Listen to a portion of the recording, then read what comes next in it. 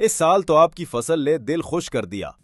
इस बार मैंने 5 star fertilisers का एनपीके 20-20-20 इस्तेमाल किया था। पत्ते भी घने हैं, रंग भी गहरा और ग्रोथ भी काफी तेज लग रही है। वाकई बहुत जबरदस्त रिजल्ट मिला। अच्छा, फिर क्या खास फर्क महसूस हुआ? वाकई बहुत जबरदस्त रिजल्ट मिला। सबसे पहले तो पौधों की ग्रोथ बहुत तेज हुई, जड़ें मजबूत हुईं, पत्ते हरे भरे रहे और पूरी फसल में यकसां ग्रोथ आई। हाँ वाकई, दूर से ही फसल ज्यादा सेहतमंद लग रही है। क्योंकि इसमें नाइट्रोजन, फास्फोरस और पोटैश तीनों बैलेंस मिकदार में हैं। इसीलिए फसल को मुकम्मल ग़िज़ाइयत और ताकत मिलती है। है इसी वजह से फूल, फल और पैदावार भी बेहतर हुई होगी, यानी फसल भी मजबूत और मुनाफा भी ज्यादा।